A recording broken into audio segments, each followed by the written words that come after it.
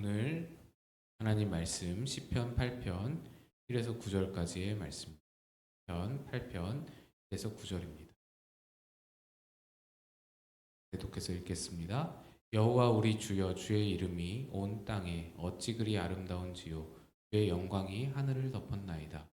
주의 대적으로 말미암아 어린아이들과 젖먹이들의 입으로 권능을 세우시며 이는 원수들과 보복자들을 잠잠하게 하려 하심이니 주의 손가락으로 만드신 주의 하늘과 주께서 베풀어 두신 달과 별들을 내가 보오니 사람이 무엇이기에 주께서 그를 생각하시며 인자가 무엇이기에 주께서 그를 돌보시나이까.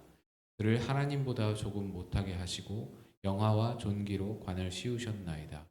주의 손으로 만드신 것을 다스리게 하시고 만물을 그의 발 아래에 두셨으니 본 모든 소와 양과 들짐승이며 공중의 새와 바다의 물고기와 바닷길에 다니는 여호와 우리 주여, 주의 이름이 온 땅에 어찌 그리 아름다운지.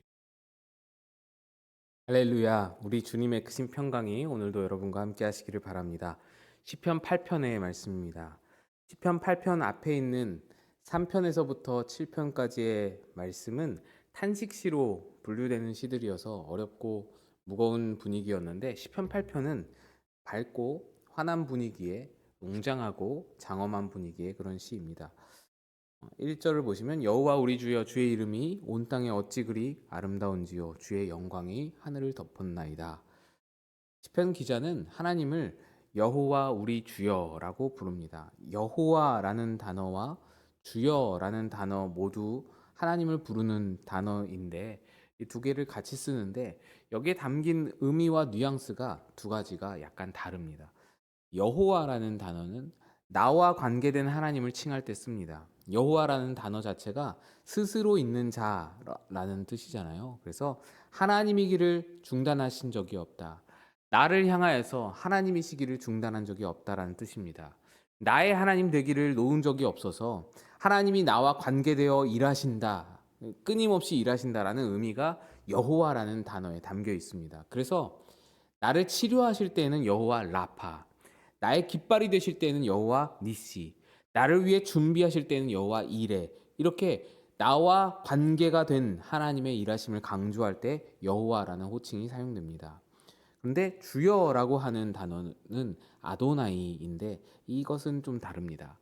아도나이는 엘로힘이라는 단어와 함께 크고 광대하시며 창조주이시며 인간은 넘볼 수 없는, 인간은 범접할 수 없는, 가까이 갈 수 없는 거룩하고 광대하고 위험하신 그런 하나님, 통치자이신 하나님을 말할 때에 주로 쓰이게 됩니다. 근데 오늘 8편 1편 1절에서는 그 여호와라는 호칭과 주여라는 호칭이 함께 쓰이는 겁니다. 이것은 크고 광대하신 주님이 나의 하나님이 되신다라는 고백입니다. 광대하신 하나님이 미천한 나를 돌보신다라는 의미를 담습니다. 계속해서 1절을 보시면 주의 이름이 온 땅에 어찌 그리 아름다운지요, 주의 영광이 하늘을 덮었나이다 라고 하죠. 지금 이 다윗은 온 땅과 온 하늘을 바라보고 있습니다. 땅을 바라보면서 주의 이름이 어찌 그리 아름다운지요 노래하고, 하늘을 바라보면서 주의 영광이 하늘을 덮었나이다 라고 노래합니다. 이 말은 다윗이 온 땅과 온 하늘을 둘러보면서 땅과 하늘 곳곳에 담겨 있는 하나님의 살아계심을 느끼고 있다는 표현입니다. 지구 어느 곳에도 하늘이 없는 곳은 없습니다. 하늘은 전 지구를 다 감싸고 있습니다. 그러니까 온 세상, 온 지구 어느 구석구석을 다 가봐도 하늘이 있는데, 그 하늘을 바라보면서 하나님의 영광을 느낄 수 있다, 이런 고백입니다. 이것은 하나님은 이 세상 어디에도 계시다는 것이면서, 또한 지금 다윗은 그렇게 어디에든 계시는 하나님을 어디서든 발견할 수 있다라는 고백입니다. 하나님의 일하심을 깨달은 자의 고백입니다. 무엇을 보아도 어떤 순간, 어떤 시간, 어떤 자리도 우리 하나님은 외면하지 않고 하나님으로서 일을 하신다라는 뜻입니다.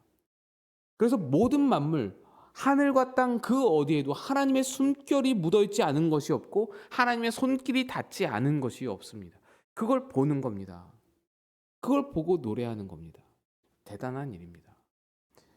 2절을 보시면 주의 대적으로 말미암아 어린아이들과 젖먹이들의 입으로 권능을 세우시며 이는 원수들과 보복자들을 잠잠하게 하려 하심이니이다. 하나님의 실존이 이렇게 온 땅과 하늘을 통해 느낄 수 있는 이런 대자연 속에서 하나님을 대적하는 자들이 있다라고 2절이 말합니다. 그런데 우리 하나님은 그 하나님을 대적하는 자들을 어린아이들과 젖먹이들의 입으로 권능을 세우셔서 그들을 잠잠케 하신다라고 합니다. 여기서 젖먹이라는 것은 우리 생각에는 뭐 돌되기 전에 젖 먹는 아이들도 생각하는데 이스라엘 문화에서는 5살, 6살 되어도 젖을 먹는다고 합니다. 그래서 연령에 크게 차이가 없이 아이들이라고 생각하면 됩니다. 하나님을 대적하는 자를 그 원수를 어린 아이든지 젖먹이든지 어떻게 잠잠케 할 수 있을까요? 연령이 상관이 없는 게 아무리 젖을 뗐다고 하더라도 뭐 5살, 6살이 됐다고 하더라도 그 아이가 어떻게 원수들을 잠잠케 할 수 있습니까? 불가능입니다. 그런데 하나님이 그 일을 하신다는 겁니다. 여기서 젖먹이는 사실 바로 다윗 자신을 말합니다. 자신의 나라와 자신의 군사력을 말합니다. 자신과 하나님을 적대시하는 대적들이 벌떼와 같이 일어났는데 어린아이 같고 젖먹이 같고 아무것도 할 수 없는 무능하고 무력한 자기를 통해서 저들을 잠잠케 하시는 하나님의 일하심을 다윗이 경험했다는 얘기입니다. 자기 무능이 하나님의 일하심의 통로가 되고 자기 무력함이 하나님의 일하심의 재료가 되었다라는 것을 보는 겁니다. 우리는 나의 무능을 유능으로 바꾸어야 하나님이 나를 통해 일하신다고 생각하고 능력을 구하고 힘을 구하고 또 어떤 세력을 구하고 그러느라고 정작 하나님의 일하심을 잘 보지를 못합니다. 그러나 하나님은 젖먹이들의 입으로 하나님의 일을 하십니다. 하나님은 유능한 자보다 오히려 더 약한 자를 찾으십니다. 무능한 자를 찾고 힘없는 자를 찾고 그들을 찾아내셔서 그들을 통해서 일하십니다. 고린도전서 1장 27에서 29절에도 이렇게 말씀합니다. 하나님께서 세상에 미련한 것들을 택하사 지혜 있는 자들을 부끄럽게 하려 하시고 세상에 약한 것들을 택하사 강한 것들을 부끄럽게 하려 하시며 하나님께서 세상에 천한 것들과 멸시받는 것들과 없는 것들을 택하사 있는 것들을 패하려 하시나니 이는 아무 육체도 하나님 앞에서 자랑하지 못하게 하려 하심이라. 이것이 하나님의 방법입니다. 약하고 무능함을 통해서 일하실 때 인간은 더욱 분명하게 이것이 하나님의 일하심이다라고 고백할 수 있게 되기 때문에 하나님의 일하심을 더욱 분명하게 볼 수 있는 것이 인간의 무능을 통해서 역사하실 때이기 때문에 그거를 그렇게 하나님이 일하시는 방법으로 삼으시는 겁니다. 다윗은 자기 삶을 통해서 그것을 경험했습니다. 내가 젖먹이와 같이 무능한데 어느 순간 원수와 보복자들이 나를 통해서 잠잠케 되는 겁니다. 이 승리가 어디서 오나 눈을 들어 땅을 보고 하늘을 보니 땅에는 주의 이름이 가득하고 하늘에는 주의 영광이 가득하여 아름답기가 그지없고 또 하늘에 수놓은 그 수많은 별들 속에서 하나님의 영광을 보는 겁니다. 어느 것 하나 하나님이 일하시지 않는 순간이 없고 하나님이 일하시지 않는 시간이 없다는 것을 깨달아 알고 거기서 하나님께서 젖먹이로 원수와 보복자들을 잠잠케 하셨다고 찬양을 하는 겁니다. 우리 인생이 이렇습니다. 젖먹이와 같고 평생을 살아도 80을 먹어도 90을 먹어도 우리의 인생은 젖먹이와 같습니다. 어린아이 같습니다. 그런데 그 우리의 무능함과 무력함 속에서 하나님의 일하심을 보는 것이 우리의 할 일입니다. 그러면서 다윗의 찬양은 광대하신 하나님이 어찌 이리도 무력한 미물인 인간을 생각하시는지 감격하는 것으로 향하게 됩니다. 3절을 보시면 주의 손가락으로 만드신 주의 하늘과 주께서 베풀어 두신 달과 별들을 내가 보오니 여러분도 이제 쏟아지는 별들을 하늘에서 보게 되는 경우가 있죠. 지금은 이제 서울 하늘에서 별 보기가 어렵다지만 옛날 기억이라든지 또는 여러분 시골에 내려갔을 때라든지 저도 해외 선교 나가서 별을 본 것이 마지막인 것 같은데 그러한 광경, 쏟아지는 듯한 하늘에 가득 찬 별들을 바라볼 때 여러분 어떠십니까? 경탄한다고 하죠. 어떤 이는 이 무수한 별들 속에서 우주의 광활함을 느끼기도 하고 어떤 이는 그 반짝이는 아름다움에 경탄하게 될 것입니다. 다윗은 그 경탄 속에서 하나님의 크기를 생각했습니다. 이렇게 쏟아질 듯한 별들을 한 땀 한 땀 주의 손가락으로 지으셨다라는 것을 생각할 때 이것을 지으신 하나님은 얼마나 능력이 많으신가. 이것을 만드신 하나님은 얼마나 크신가. 하나님을 경외하는 경외감과 경탄이 터져 나오는 겁니다. 감격이 터져 나오는 겁니다. 매일 볼 수 있는 어딜 가나 볼 수 있는 하늘을 통해서 하나님을 느끼는 겁니다. 그리고 그렇게 펼쳐진 대자연의 웅장한 광경 앞에서 자신의 미약함과 작음을 보고 압도되는 경험을 하게 됩니다. 이 아름다운 하늘을 만들고 작은 별들을 손으로 지으신 하나님 앞에서 나라는 존재를 바라보니 한없이 작게만 느껴집니다. 그래서 4절에 이런 고백이 나오죠. 사람이 무엇이기에 주께서 그를 생각하시며 인자가 무엇이기에 주께서 그를 돌보시나이까. 하늘을 보면서 하나님을 느끼고 그 하나님 앞에서 자신을 비춰보니 얼마나 작고 미천한 존재인지 깨닫습니다. 그런데 더 놀라운 것은 그 미천한 사람이 무엇이간데 주께서 나를 생각하시는가.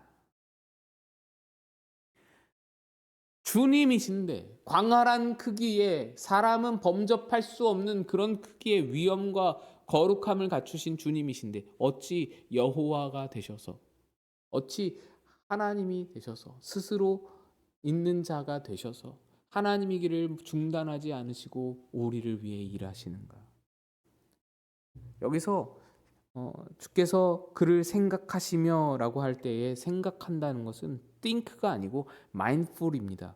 마음을 써주신다는 것입니다. 또 인자가 무엇이기에 그를 돌보시나이까. 여기서 돌보신다는 것은 방문한다라는 뜻을 가지고 있습니다. 그러니 찾아가서 돌보신다라는 의미입니다. 성육신을 의미합니다. 찾아 내려오심을 의미합니다. 성령 강림을 의미합니다. 임마누엘을 의미합니다. 밤하늘을 보며 하나님의 크심에 경탄하고 감격하고 자신의 미천함을 느끼고 있는데 그래서 하나님과 자신의 격차가 어마어마하다는 것을 느끼고 있는데 생각해 보니 하나님이 그 어마어마한 격차를 뚫고 나에게 마음을 써주시고 나를 찾아와 주신다. 나를 돌보신다.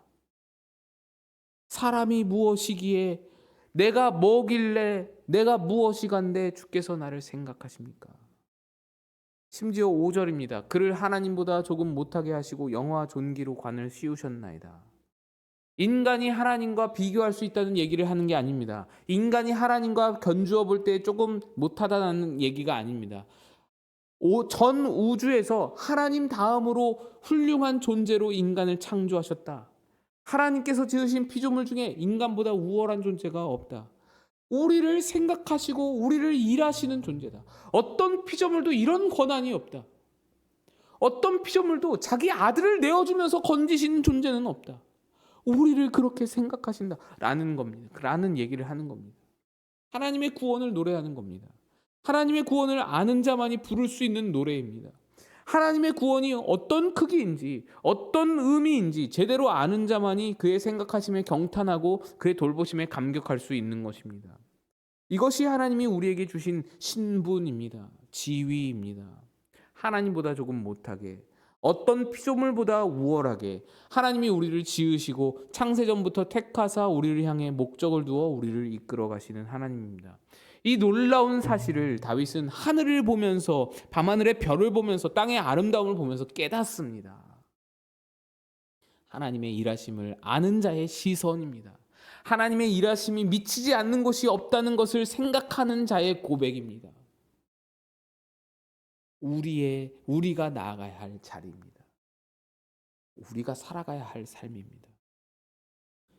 오늘 하루를 살아가시면서 뭐 별로 보이는 것 없는 서울 하늘일지라도 하늘을 한번 바라보시면 좋겠습니다.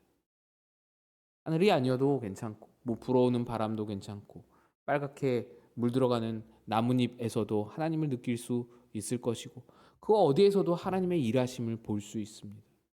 여러분의 삶을 돌아보아도 좋습니다. 하나님의 일하심을 아는 자로 사는 것이 중요합니다. 하나님이 여러분을 소중히 여기십니다. 하나님이 여러분을 생각하고 찾아오시고 돌보십니다.